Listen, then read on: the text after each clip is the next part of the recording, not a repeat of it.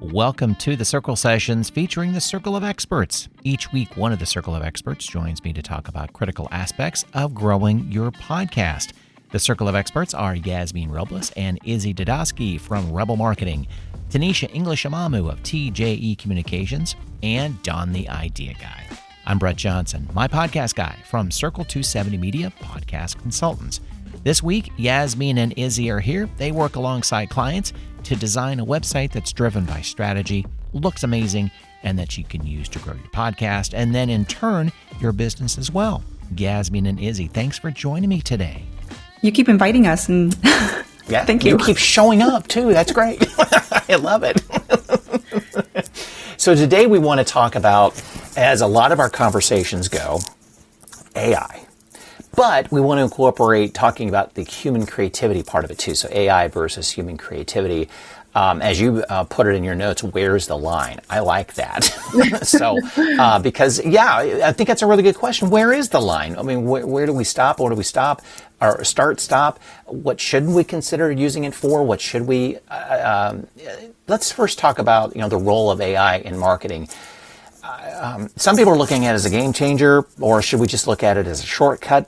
Izzy, let's go with you first on this. Well, I would say it's game changing in a lot of ways, but I'm not going to say it's a solution to every problem that you have within your business. And a shortcut, sometimes, that's really, I can go more into that, of course, but with AI and using things like ChatGPT or other tools that are out there right now, if you're just using it and not knowing certain techniques when using it, it's all just going to come out pretty generic, I would say.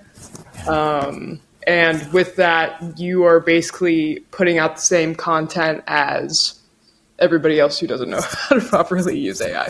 So then you're kind of getting that repetitive content across a lot of platforms. And I know now when I go on LinkedIn, I can immediately tell if it was written by ChatGPT or not when I'm looking at certain posts or different things that are written, because there's like no human touch to it and it all comes off very, very generic. So that's how I would say it. But the way that it could kind of help with that shortcut aspect is the automating processes. It's helpful to ask for ideas about content creation, but it's not great for content creation because it's also that repetitive thing where then it's like everybody's posting that. Again, if you don't know like how to properly navigate AI in those different ways, or like giving it a tone that you've already established within your company so it knows how to write like you. But then again, that takes time in itself, and sometimes you still have to edit it after that. So, yeah. I noticed that when I am doing what we do with Circle 270 Media Podcast Consultants, podcasters, just like we work with you, is taking the transcript, running it through an AI to bring out some assets. But you can also look at it. I can rerun it as be more conversational. Well, the more conversational mode. Definitely you have this mode of like, wait a minute, that's not them, that's not me sort of feel. But it does give you a different view of it. But yes, more and more I'm hearing is that you need to customize this to your sound, to your tone of your company, or whether it's just your personal brand, to feed it that situation too. But there's also an efficiency factor. You talked about it a little bit too, that it definitely helps with, first of all, like repetitive tasks and just the simple stuff we don't have to do anymore. Like even if it's just as simple as putting meeting notes, as an example, we'll get into your details, like meeting notes from a meeting and run an AI, it's going to give you a summary. You don't have to necessarily do that anymore, which I think that's a great unpaid intern situation, to have it work for you. What are some other efficiency factors that AI can play for us? I would say like with some internal things, it's just nice because like when we have clients, I'm typically the one writing it because I would feel horrible. Sorry. I would feel horrible. Hey, you're the first one to drop it. I'm surprised I'm not. quite frankly, and that's okay. Don't worry Sorry. about it. I'll get it out there. But no, hey, I'm surprised I'm not the first one, honestly. So God bless you. I would feel horrible if I was just giving them like what ChatGPT spit out towards me. But if it's like I'm trying to compile what was going on in my brain and I type it all out to ChatGPT and then I can send it over to Yasmin very quickly where it has all my key points. I just don't know how to structure it.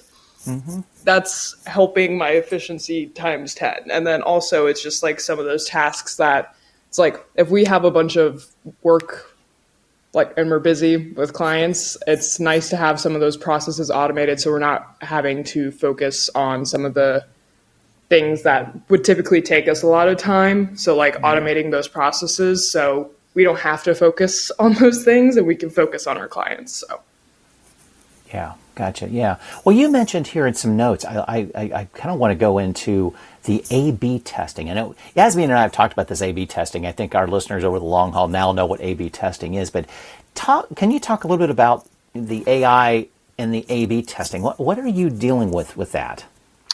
yeah, so sometimes I've used it to just check for certain things throughout the website. And that's after I've done my own eyes over it probably 50 times, but just to make sure.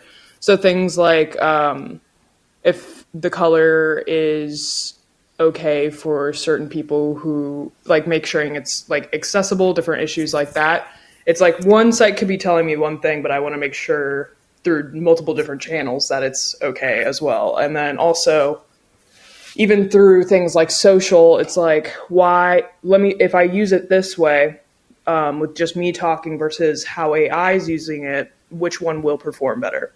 That's the way I was kind of thinking about it. But there's different ways to also just like measure that. And then also with going through some like competitor websites and different things, it can sometimes pick up on the issues it sees on the back end with websites, which is interesting to also see. And then that's kind of how we go through a testing phase.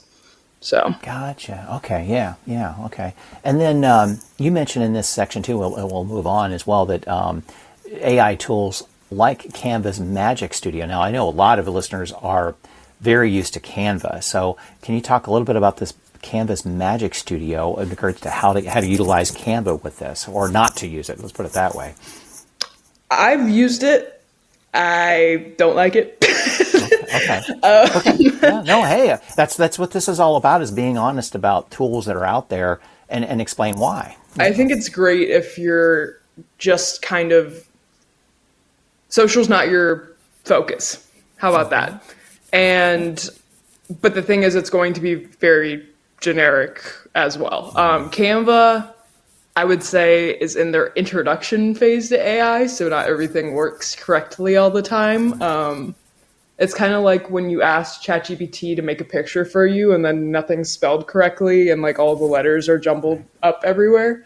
But with Canva, it just takes a prompt of like, I don't know, let me think of an example. Like if I type in logistics, and then I'm trying to create a graphic for a logistics company, it's going to give me like somebody in a working vest on the side, and it looks like it is spam content.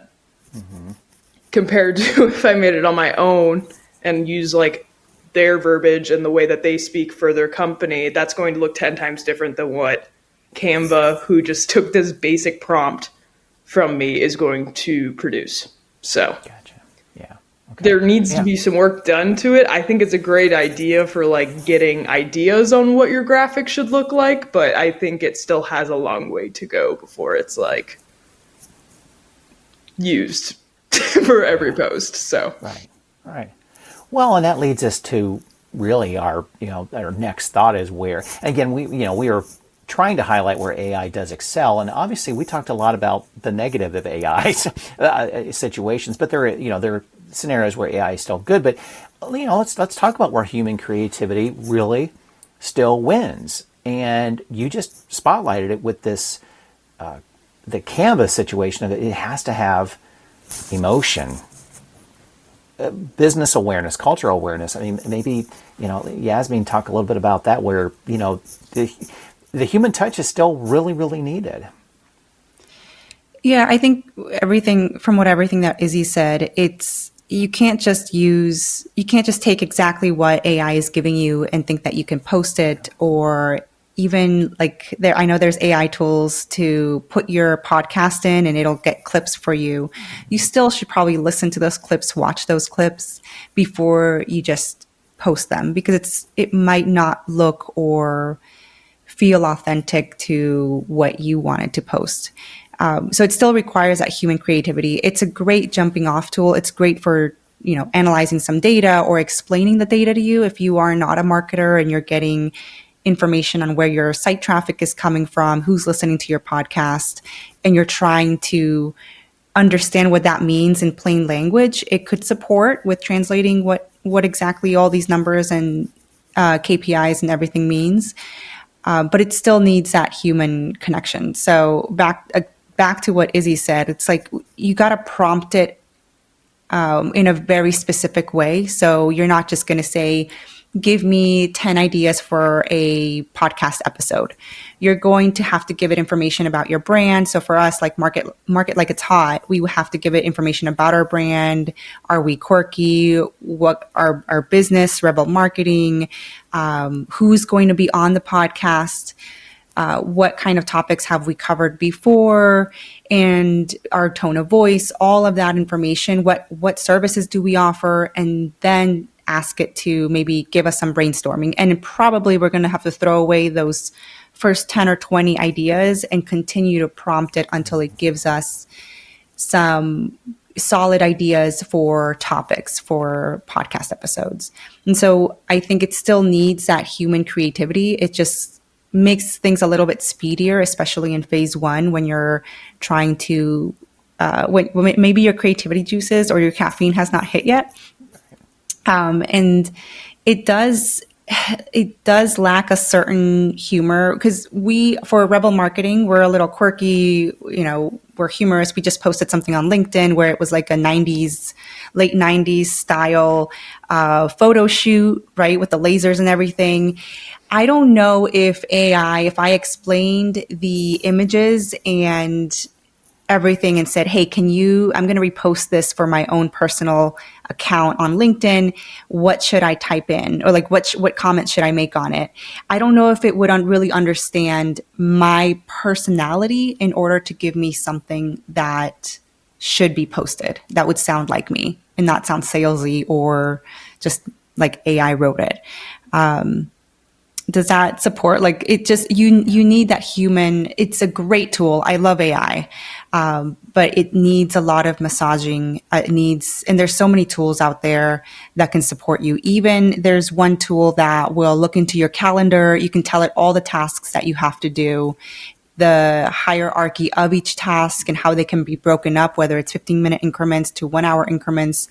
And it'll basically create a schedule for you for your day, and it'll move things around depending on what tasks you have to take on, and what openings you have in your calendar. So AI, just technology in general, is amazing. It just always needs that human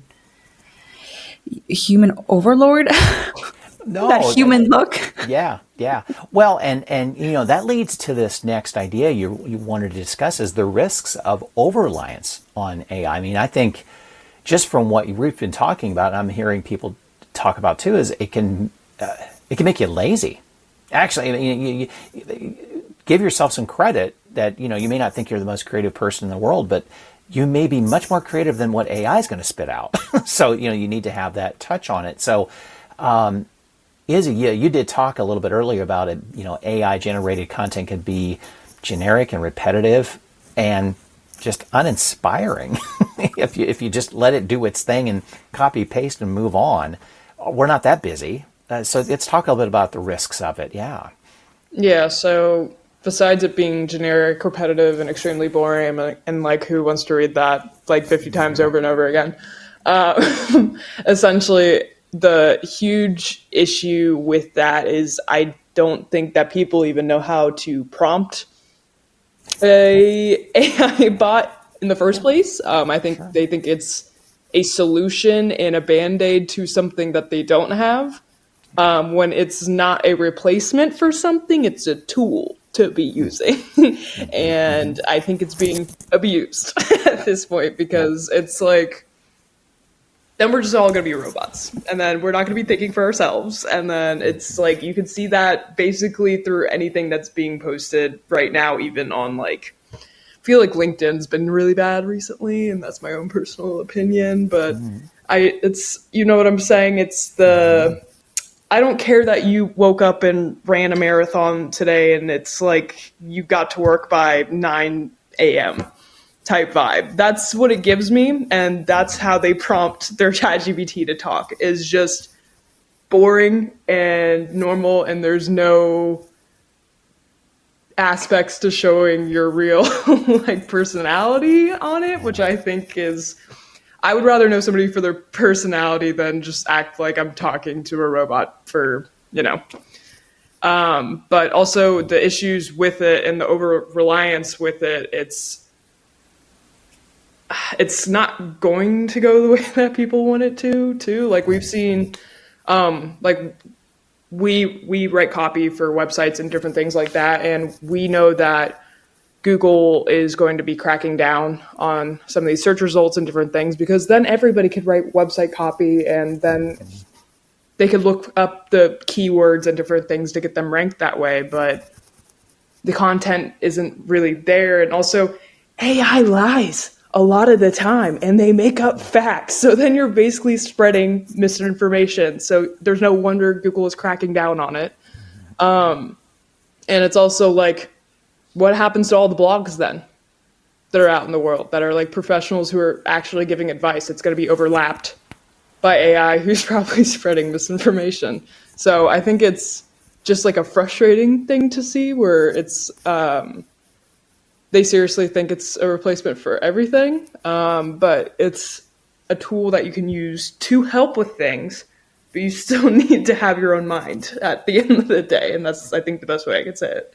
Yeah, I'm seeing, especially through Google, when you're doing some work, and there are reference points now, links to where they're getting that information, which I think is great. At least now you're not just seeing it spit out 85% of this or 60%, you know, that sort of thing. It's linked to where they found the fact, which I think is great. That's another research tool that you can use, click through, look at it, and see if it really did pull correctly, as well as the nuanced research you just found. Okay, it says this, but is this really what that report says it says, sort of thing? So you've got to be a reporter, double check, triple check, and make sure what you're putting together is actually factual.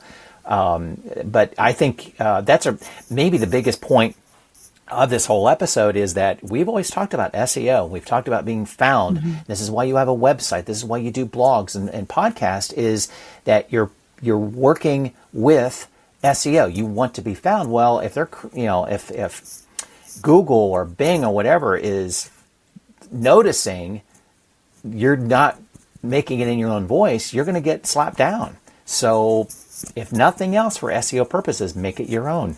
Make it your own. And that's going to be the downfall. Otherwise, you're putting all this work in. It's bringing you nowhere. It's bringing you nowhere. Yeah. Yasmin, can you talk about how Rebel Marketing, how you balance this AI and your strategy? How are you guys working with this?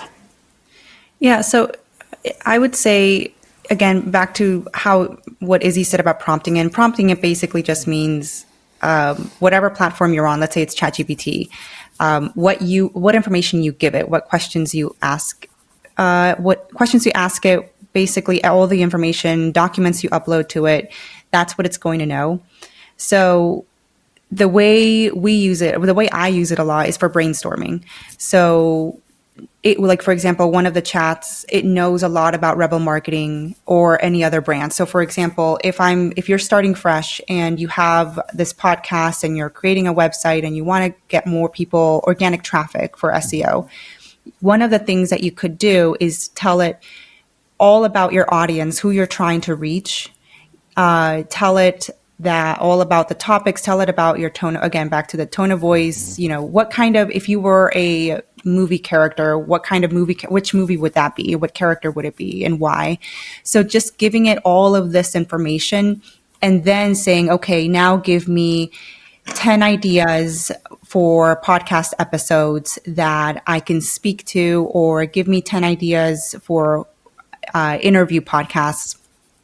And then you have to refine that and give it feedback and tell it, those aren't great because of this. The other thing you can do is tell it, what do you need to know to give me better information?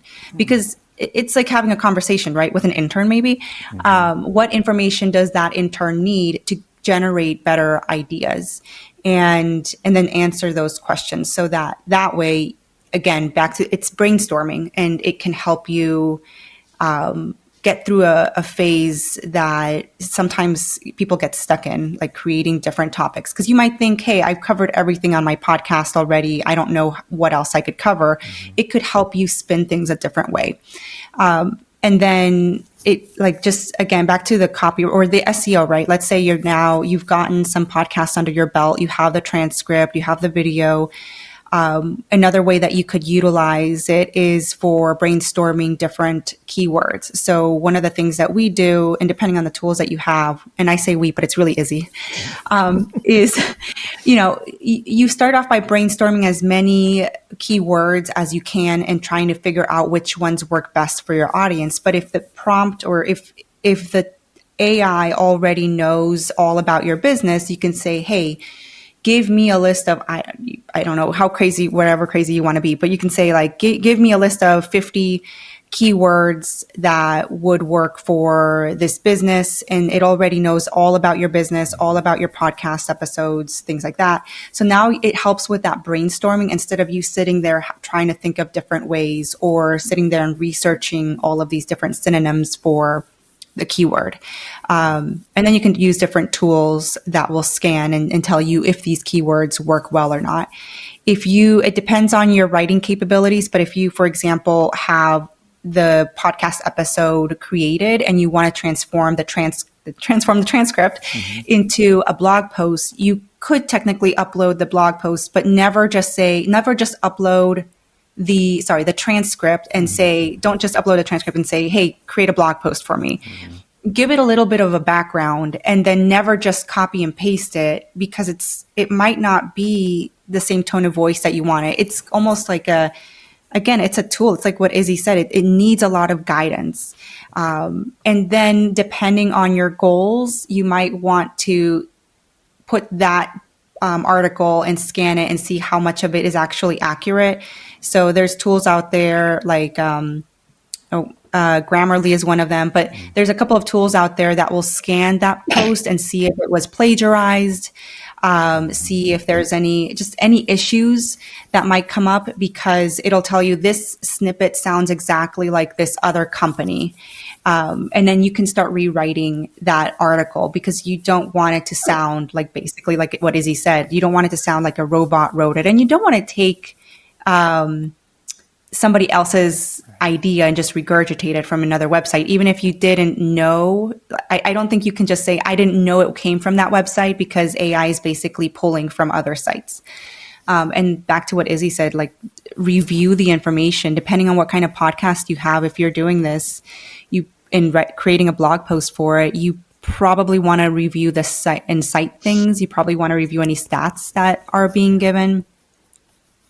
So that's how we use it. It does help save a lot of time, but you do have to keep an eye on it. I would say it's like a toddler. Like, it can do things, but you might not want it to just like walk around everywhere in the kitchen and pull things out, right? You want to keep an eye on it.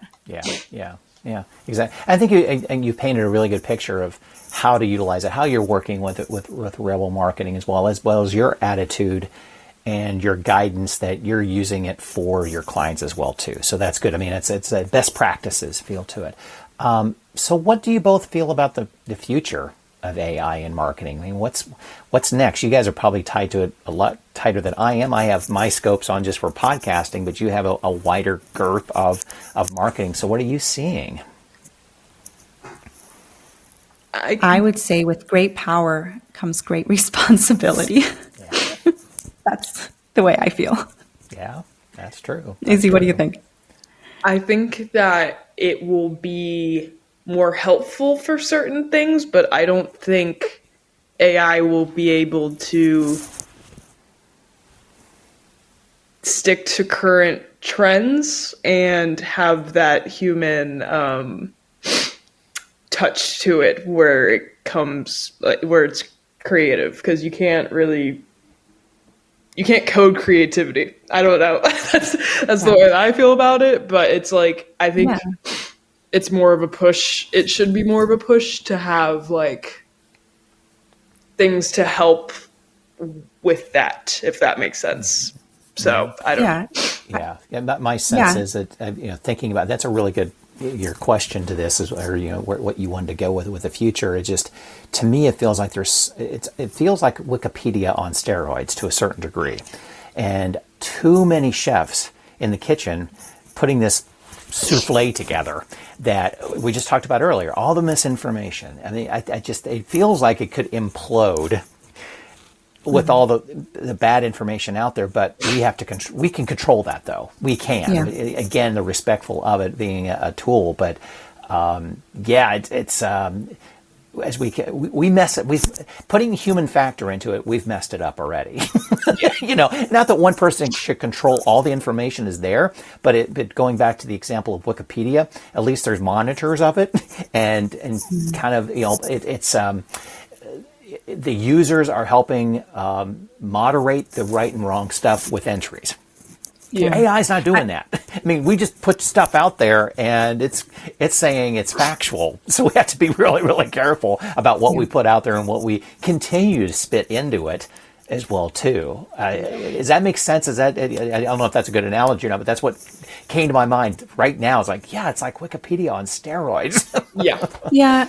And I agree, like, it's not going to be the most creative. So, for example, I saw I don't remember if it was Instagram or something about like following around my older sister as a tall sibling or something. Mm-hmm. And it was like the camera angle was so that it looked like you were really tall and following around a shorter person that was acting like the boss. And it had nothing to do with marketing. It had nothing to do. It was just like making fun of a shorter, older sister. And I saw that. And then we ended up doing something similar, but with an angle of, because Izzy is very tall. I don't know if Izzy's average and I'm just really short, but she's taller. She's the friend, for me, she's the friend I would invite if I have like big tall cabinets. So, as a marketer, I was like, great, this is perfect for us. So we're going to do a social media post. And so far it's been really successful on like LinkedIn. And I just like the people messaging me and going like, how tall is she? Right. Exactly. There you go. And so I don't think AI would have been able to connect the dots, right? So you still need that human marketer saying, you know what, this would be perfect for this particular client, because they know the client may be like, I'm shorter, Izzy's taller, it'd be funny, it matches our brand, we make fun of each other. So you still need that human marketer. And where AI supports is potentially maybe editing the video or in some other, or maybe the caption, maybe helping you create a caption that's funny. But you still need humans. It's not going to go away. It's going to make your life a little easier maybe, but you still need, it opens up space for you to work on other things in the business. But it almost feels like we're asking AI to do too much, that it will never really do what we want it to do, kind of. Also, it depends on your expectations, of course. If you just wanted to do this, of course it will, sort of thing. But it's that, and more I keep hearing is like, we want the AI to create this image. Well, it keeps coming up with 5 fingers. So, it's going to be that. Or if that's what you want, that's great. But it's that, why are we asking it to do this when it's not that? And people continue to purport that it's this, but it's not. It's a tool. Yeah. I think the best analogy I can give to it is like, it's like the younger sibling who follows you around and tries to copy everything that you do. I mean, like my chat GPT will talk to me and be like, hey, girly pop, like, what's up? And it probably has heard me say that or, said certain like terms to it before. So now it tries to recreate it in its best way, but it's not the original. You know what I'm saying? So it's like that little sister who you can't get off your trail because she wants to copy everything that you do, but she doesn't do it the right way. That's the best way to describe ChatGPT. I like Should we that. add a disclaimer that Izzy is the older sister? Sydney Joe, don't listen to this podcast. Thank you very much. I do like that analogy, though. Oh my gosh, that's so good because it puts it in its place. Mm-hmm. This is what it is, and give it the respect that it deserves, and it's that. And I can't go tell mom. I guess we'll Google's mom now, but like in this analogy. So. Yeah, why don't you create a third avatar there? You, your sister, and then the mom. That's all you need, a second family. Yeah. Oh my gosh. We've come up with some really good stuff with this episode for AI and respecting it, but I can't imagine there's not a listener or two that's going to want to probably talk to you about the insights you've just talked about. If nothing else, how you are putting together this AI avatar that you can push stuff in and it's going to bring stuff out that's close to you. How can they, or that resembles you, and it's a good start. How can they get a hold of both of you to maybe flush out some more ideas or to say, hey, I need help with this. You guys look like you're at the forefront of this. Where can we go? LinkedIn Izzy. or our website. And if you book a discovery call, I'll tell you how tall I actually am. How about that? Okay, there you go. Is that the best way for you, Yasmin, to just go to LinkedIn? Or Yeah. Okay, gotcha. Yeah, LinkedIn is great. Let me know if you want to stalk me or us on LinkedIn. You can try to find that video of showing Izzy towering over me, or from her point of view. And then you can always reach out, myrebelmarketing.com. You can also download a workbook if you feel like you need more things on your to-do list. That's myrebelmarketing.com/checklist. It says checklist, but it's actually a workbook. So you'll have a lot on your tasks. Sounds good. That's how they can find us. Good. Yeah. And listener, if you got a podcast going and you really want to do a little bit more with it, whether it's utilizing AI or just like, I'm worried about content. I just got to get stuff out, and I don't know where I'm going with this. Go to mypodcastguy.com. My booking calendar is there, and let's talk. See if we can help you move forward, get away from worrying about how to do podcasting, but worry about getting in there on why you're doing it and continuing and doing it. Thanks again for joining me. I appreciate it, both of you. Thank you. Yeah.